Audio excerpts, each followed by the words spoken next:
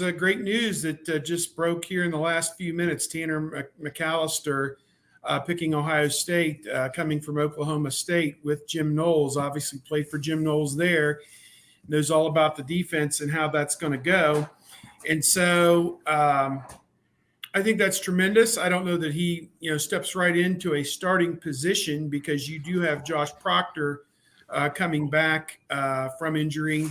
You have Ronnie Hickman, who was by leaps and bounds the leading tackler on this team this year. You've also got Bryson Shaw, who played quite a bit as well. He could be the odd man out in this this musical chairs thing. So I think that, and you have Lathan Ransom, who got injured in the bowl game as well and just had surgery. So you got 4 pretty good safeties there.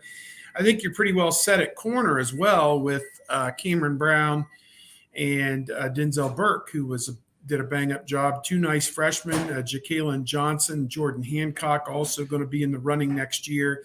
So to me, secondary has gone from a liability to I think the heart of the defense at this point.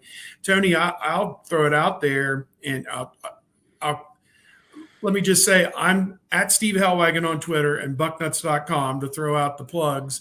And I don't really have a whole lot going on other than I flew from the Rose Bowl to Nebraska, covered the overtime basketball game on Sunday night, then flew home to Columbus on Monday. All that travel went so smoothly. It was great, even though the weather when we got to Omaha, from as bad as it was in LA, it was 10 degrees in Omaha, which I can tell you that felt really freaking cold.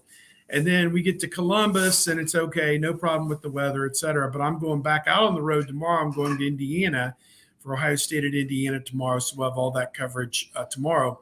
But what I said in my chat today, Tony, and I'll just, you guys, we can discuss this.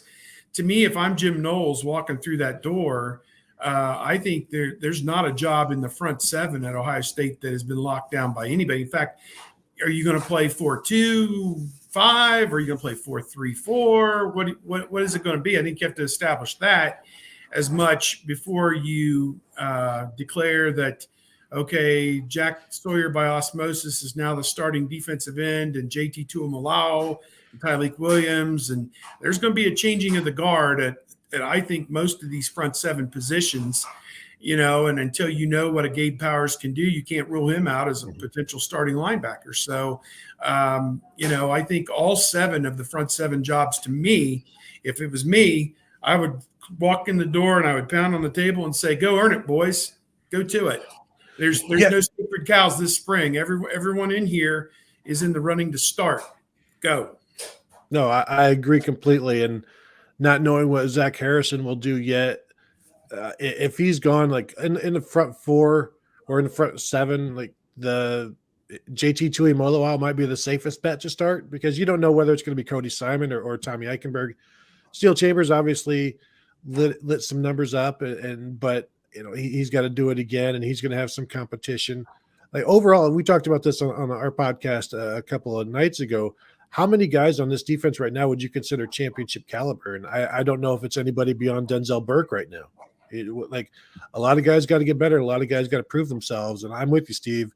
I think everybody is up for grabs. Now, Jerron Cage at the nose, he's going to be, I assume he's coming back. He'll be the most veteran of those guys, but Tyleik Williams needs to play. And when he does play, he plays well. Teron Vincent played maybe his best game as a Buckeye in this game. So, but I don't know up front that there's anything going to be set. It's just going to be a rotation again. Where does Cade Stover fit in? I don't think he's going back to offense.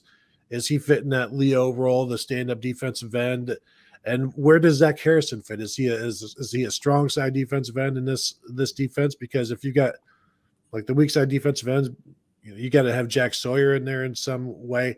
We tried to put a two deep together and our starting lineup, like who's going to start against Notre Dame? And it's just like, this is futile. This is it's all a guessing game. Yeah, absolutely. And you don't even know who's coming or going yet. And there's so many variables to it, but all of these jobs are open, and there may be nobody's safe, but like there are some betting favorites. Like you would expect Steel Chambers to keep his job, and if Zach Harrison is there, you would expect him to start. But other than that, there should be too much competition right now for a defense that wasn't as good as it should be, and it was maybe the worst of the last 4 years.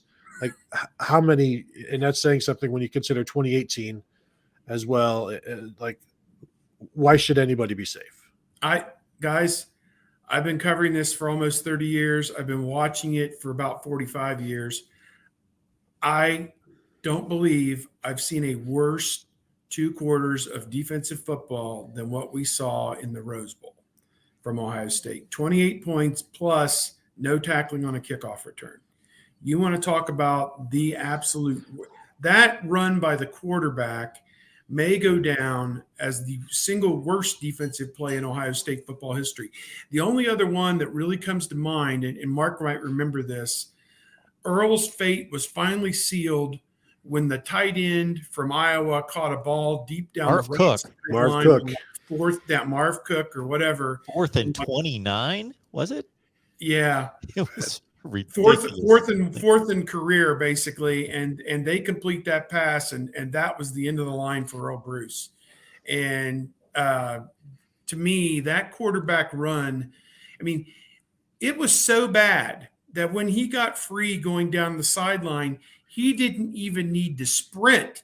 He was the quarterback was jogging home because no one was there to I mean, that is as bad could possibly be. So there are no sacred cows on this defense, guys. Denzel Burke is maybe it. Cameron Brown, if he's healthy. Ronnie Hickman.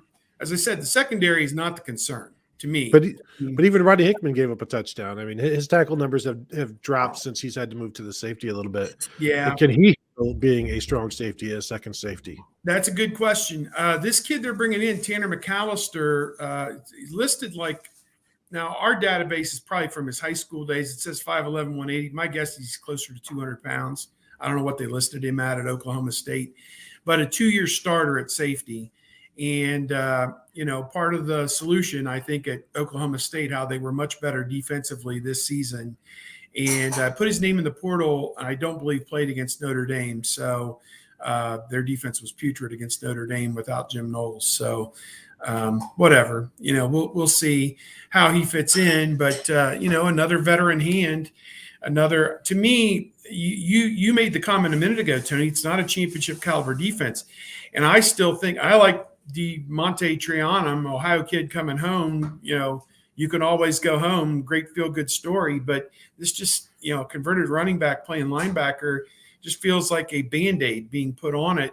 As I've said on the show any number of times, if he's not an all-conference guy, I want a guy who started 12 games. I want a guy who had 100 tackles. I want a guy who had 10 sacks. That's where the bidding begins.